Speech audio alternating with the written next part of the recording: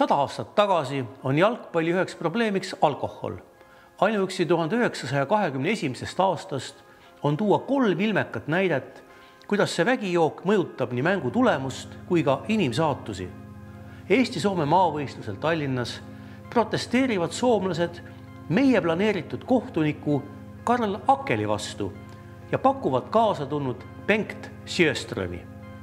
Vaidluse käigus ähvardavad põhjanaabrid koguni, et keeldumise korral ei pääse ükski Eesti sportlane Soome võistlema. Eestlased annavad järele, kuigi neile tundub, et härra Sjöström pole päris kaine. Ja Eesti Spordileht pakub tema vilepartiid hinnates diplomaatiliselt, et võib-olla meie maa elustav märjuke takistas temal oma oskusi täiel määral näitamast. Ka Eesti ja Soome klubide omavahelises läbikäimises on alkohol üks tulemusele kaasaaitaja. Tallinna Sport organiseerib mai keskel ligi 600 inimesega laevareisi Helsingisse, et rahastada oma klubi sõitu sõprusmängule. Kui eestlased ja nende seas spordi jalgpallurid Helsingisse jõuavad, on nad laeval paraja sammu sisse saanud. Julgust võetakse ka maal ja mäng kohaliku Soome rootslaste klubi Kiffeni vastu kaotatakse 0-2. Eesti Spordileht imestab. Kas siis tõestee ei suudeta mängu ajal kaine olla? Miks tuldi suitsud suus mängima? Pidagu sporti jalgpallimeeskond seda meeles, et nad sellega mitte üksi endi hau ei riiva, vaid ka kogu Eesti sportlaskonna ja rahvuse oma. Järgmisel päeval kaotab sport Helsingi jalgpalliklubile 0-7. Helsingi Kiffeni vastukülaskäigul on tulemus vastupidine.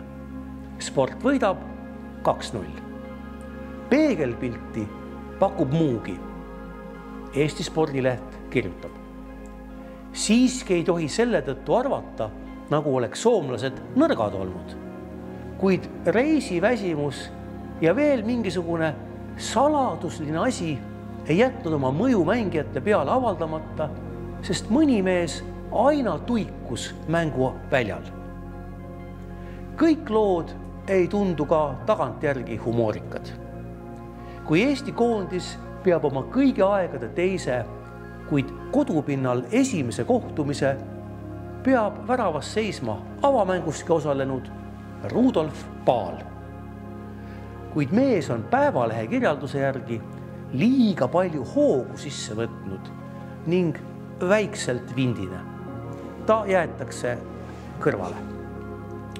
Rudolf Paal, kes tegi hiilge mängu esimese maailmasõja ajal, ei saagi viinakurandist võitu, ta ei mängi koondise eest enam ainsatki kohtumist ning leitakse 13 aastat hiljem kodutu ja nälginuna Nõmmel ühest tühjast puuvilja kioskist. Kopsutiisikust põdenud Rudolf Paal sureb samal aastal nakkushaiglas.